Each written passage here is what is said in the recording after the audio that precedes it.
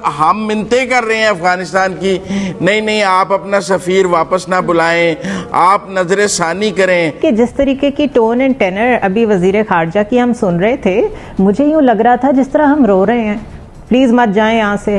नहीं, उन्होंने हमें बड़ी तसल्ली दी है। वो कह रहे थे हम बड़े खुश हैं, हमारा बड़ा अच्छा वक्त गुजरा है यहाँ पे। अफगान हुकूमत ने पाकिस्तान में तैनात अपने सफीर नजीबुल्लाह अली खैल समेत सीनियर सिफारती अमले को वापस बुला लिया है। इससे कबल 16 जुलाई को अफगान सफीर की बेटी के अगवा का मामला सामने आया था, जिसके हवाले से वजीर दाखिला शेख रशीद का कहना यह है कि अफगान सफीर की बेटी को अगवा नहीं किया गया, बल्कि ये आलमी साजिश है और भारतीय खुफिया इदारे का एजेंडा है। अब से कुछ देर कबल एक प्रेस कॉन्फ्रेंस भी की गई, जिसमें आईजी साहब ने यह भी बताया कि जो दावा किया गया है अफगान सफीर की जानिब से, वो दावा जो है तस्दीक नहीं हो सकी है उनकी तहकीकात के मुताबिक। हमारा आज का सवाल यह है कि इस्लामाबाद में अफगान सफीर की बेटी के मुबैना अगवा का मामला, अफगानिस्तान ने अपना सफीर और सीनियर सिफारतकार वापस बुला लिया है। अतर आप क्या कहेंगे इस मामले पर? देखिए, अफगान सफीर का जो बेटी का मामला, ये काफी हसास मामला है। इसके ऊपर हुकूमत तहकीकात कर रही है, मुख्तलिफ चीजें सामने आ रही हैं, लेकिन इस इंसिडेंट को जिस तरीके से यूज किया जा रहा है पाकिस्तान के खिलाफ, मेरे ख्याल में वो अनफॉर्चुनेट है।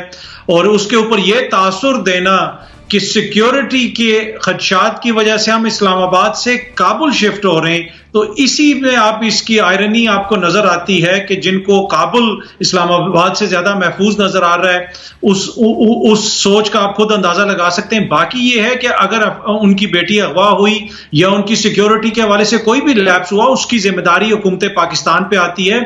उनको प्रॉपर सिक्योरिटी फराहम करना हमारी जिम्मेदारी है।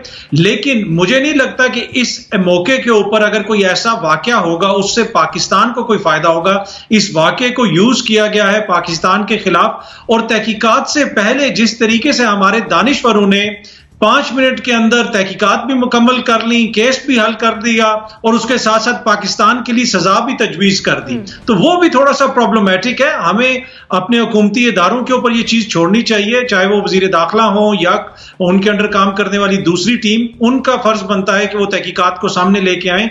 कोई बंदा अगर काबुल में बैठा हुआ हमें यह बता रहा है कि ऐसे हो गया था और ऐसे हो गया था और इस तरह हुआ, तो उनसे ज्यादा मोतबर हमारे अपने इदारे हैं जिनकी काबुल में रिट नहीं है, तो वो उनको क्या पता कि इस्लामाबाद में क्या हो रहा है। लेकिन अनफॉर्चुनेट इंसिडेंट है और इसकी मुकम्मल तहकीकात होनी चाहिए। ठीक है, मुजम्मिल सोहरवर्दी साहब, जैसा कि अतर साहब ने भी फरमाया कि इस वाक़े को पाकिस्तान के खिलाफ इस्तेमाल किया गया है, आप क्या कहेंगे इस पर? मैं समझता हूँ कि आज की जो प्रेस कॉन्फ्रेंस भी मैंने सुनी है, और अगर ये अगवा नहीं था और एक स्टोरी प्लांट की गई है अफ़गान गवर्नमेंट की जानिब से पाकिस्तान के ख़िलाफ़, तो ये एक डिप्लोमेटिक वॉर है। मतलब अगर it's an act of diplomatic war. उन्होंने अफ़गानिस्तान की हुकूमत ने, उनके सफ़ीर ने पाकिस्तान पर सफारती जंग की है। अगर झूठ बोला है, अगर हमारी इंटेलिजेंस एजेंसीज इस बात पर आ गई हैं, हमारी इन्वेस्टिगेटिंग अथॉरिटीज़ के पास ये सबूत आ गए हैं कि वो एबडक्ट नहीं हुई थी और ये सारी फैब्रिकेटेड स्टोरी है, तो फिर तो मैं समझता हूँ कि इस मामले को हाईएस्ट लेवल यूनाइटेड नेशंस तक लेके जाना चाहिए, दुनिया के तमाम ममालिक के आगे रखना चाहिए। और ये एक एक्ट ऑफ डिप्लोमेटिक वॉर है कि डिप्लोमेटिक नॉर्म्स की खिलाफ वर्जी है कि कोई सफ़ीर इस तरह की फैब्रिकेटेड कहानी बनाकर दो मुल्कों के दरमियान न सिर्फ ताल्लुकात ख़राब करे, और अगर वो उसने ये सब कुछ अपनी हुकूमत के बिहाफ पर भी किया है अब और उनके कहने पर भी किया है, तो भी सफारती नॉर्म्स और UN चार्टर इसकी इजाज़त नहीं देते हैं। और मैं समझता हूँ कि इसको ये सिर्फ प्रेस कॉन्फ्रेंस तक का मामला नहीं है कि उन्होंने सफ़ीर बुला लिए। उन्होंने सफ़ीर बुलाए हैं या नहीं बुलाए हैं, अगर एक मुल्क आपके साथ सफारती ताल्लुकात में ये कर रहा है तो उससे सफारती ताल्लुकात हमें खुद ख़त्म करने चाहिए। कि मेरा मतलब है कि कल को वो कोई मज़ीद बड़ा हमारे ऊपर प्लांट ना कर दे, कोई मज़ीद बड़ा क्योस ना कर दें। अब देखिए ना, एम्बेसडर्स जो हैं वो यकीनन वो अब ख़ुद को इस किस्म के मामलात से दूर रखते हैं। वो डिप्लोमेटिक नॉर्म्स के तहत काम करते हैं, वो UN चार्टर्स के तहत काम करते हैं, वो UN के जो कन्वेंशंस हैं उनके तहत काम करते हैं। लेकिन अगर एक एम्बेसडर अपनी बेटी को उसको इस किस्म के प्लांट के लिए इस्तेमाल करे और उसके बाद हम मिन्नतें कर रहे हैं अफगानिस्तान की, नहीं नहीं आप अपना सफ़ीर वापस ना बुलाएं, आप नजर सानी करें। भाई अगर अगर आपकी तहकीकात मुकम्मल है और आप दुनिया को ये बताने की पोजीशन में हैं कि ये वाकया नहीं हुआ था, तो फिर मिन्नतें क्यों कर रहे हैं? फिर ये अपॉलोजेटिक क्यों हैं आपके? नहीं नहीं नहीं, हमें खुद उसको निकालना चाहिए, उस सफीर को, उसको करार देना चाहिए कि वो हमारे मुल्क को छोड़ जाए, जिसने हमारे मुल्क की बदनामी का इतना बायस बना है। और मुल्कों के अंदर ये रिवाज है कि अगर कोई डिप्लोमेटिक ऑफिसर किसी तरह के नॉर्म्स की खिलाफ वर्जी करे तो वो मुल्क उसको अपने मुल्क से निकाल देता है और कहता है कि आप 48 घंटे में हमारा मुल्क छोड़ जाएं। दुनिया में इसके हजारों मिसालें हैं, सैकड़ों नहीं हजारों मिसालें हैं। और मैं समझता हूं कि अगर हम इस नतीजे पर पहुंच गए हैं कि हमारे नेशनल सिक्योरिटी एडवाइजर, हमारे फॉरेन मिनिस्टर, हमारा आईजी इस्लामाबाद मिलकर बैठ के ये प्रेस कॉन्फ्रेंस कर रहे हैं कि ये वाकया प्रूव नहीं हुआ, तो उसके बाद पाकिस्तान को दुनिया के साथ ये इन्वेस्टिगेशन शेयर करनी चाहिए, यूएन के साथ करनी चाहिए, और जो राइट फोरम्स रेमेडी के लिए अवेलेबल है अगेंस्ट अफगान गवर्नमेंट, उनको यूज करना चाहिए और ये अपॉलोजेटिक बिहेवियर खत्म करना चाहिए। बिल्कुल आप ठीक है, मतलब हम अपॉलोजेटिक बिहेवियर खत्म करने की जरूरत है। चीन तो चलें जी, हमारा दोस्त है, हमने चीन के 7 लोग मरे, हमने उनके साथ जॉइंट इन्वेस्टिगेशन की।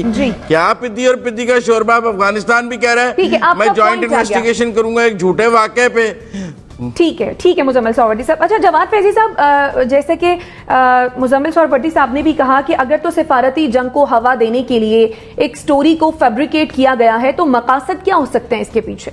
देखिए मकासद वही है जिस तरह बात की अतर ने भी, जिस तरह मुजम्मिल साहब ने भी बात की, और जिस तरह सब बात कर रहे हैं कि कुछ दिनों से हम ये देख रहे थे, और जब से तालिबान का असर बढ़ रहा था, कब्जा बढ़ रहा था, उसके बाद तो आप इंडियन मीडिया को भी ले लीजिए, उसके बाद पाकिस्तान के खिलाफ एक मजहक का खेज प्रोपेगेंडा किया जा रहा था। कभी ये कि जितने जंगजू आ गए, फिर अशरफ गनी साहब भी बोले, इमरान खान साहब को उसका जवाब देना पड़ा। इस सारी सूरतें हमें पहले से, और फिर मैं तो ये कहूँगा कि हमारे जितने भी इदारे हैं उन्हें तो चीफ ऑफ आर्मी स्टाफ की बात को भी अपने कानों के अंदर बसा और रचा लेना चाहिए था कि हमें मजीद चौकन्ना चौकस रहने की जरूरत है। और चौकस किस तरह रहा जाता है? इसी तरह रहा जाता है ना कि हमारे ऊपर कोई ना कोई ऐसा इल्जाम लग सकता है, हमारे खिलाफ कोई ऐसी साजिश हो सकती है, हमारे खिलाफ कोई ऐसा प्लान बन सकता है, और ये जो इल्जाम है ना किसी एम्बेसडर की बेटी के हवाले से, उस पर अगरचे उस तरह खुल के बात कोई कर नहीं पा रहा कि वो दामने को क्या करने गई, फिर वहां से कहां पहुंची, पिंडी कैसे पहुंच गई, फिर F9 पार्क कैसे पहुंची, इसके पीछे कई कहानियां हैं और वीडियोस मौजूद हैं हुकूमत के पास और हमारी एजेंसीज के पास। अब तो जिस तरह मुजम्मिल कह रहे थे ना, ये खुल के आना चाहिए, क्योंकि हम अपने खिलाफ कभी माजी में ये सुने जी कि पाकिस्तान पे हमला कर देंगे, कभी हम ये सुने कि हमें हर चीज दस्तयाब होनी चाहिए और हमारा जो भी हुक्म हो उसको मान लेना चाहिए। वही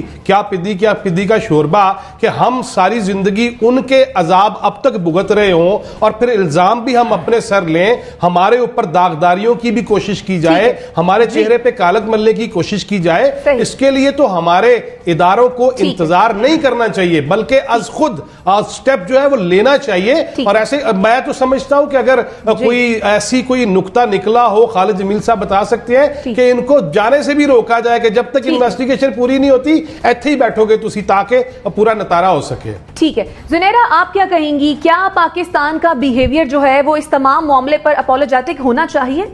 नहीं, बिल्कुल नहीं होना चाहिए। अपॉलोजेटिक आपने क्यों होना है? हम लोग इस वक्त अब्यूज हो रहे हैं basically by the world order, और आपके पास हमेशा चॉइस होती है कि आपने विक्टिम प्ले करना है कि आपने सर्वाइवर प्ले करना है।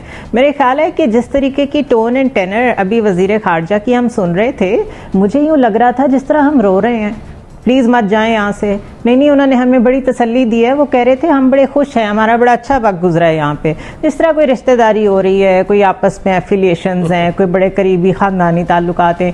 भाई it's a direct attack on your national security. उन्होंने अपनी बेटी का इस्तेमाल किया है। आपको क्यों शर्म आ रही है असल बात करते हुए? हम सब बड़ा एहतराम करते हैं हर एक की बेटी का, लेकिन ये मामला ही और है। स्पाई वर्ल्ड में औरत और मर्द में कोई फ़र्क नहीं किया जाता, सब कुछ बीच में ही होता है। द थिंग इज के माइकल बोल्टन थे नेशनल सिक्योरिटी एडवाइजर ट्रंप के, जो कि बहुत हॉकिश कंसिडर होते हैं, प्रो वॉर, और अफगानिस्तान पे अटैक करने का जब फैसला हुआ था उस वक्त वो नेशनल सिक्योरिटी एडवाइजर थे जॉर्ज डब्ल्यू बुश जूनियर के।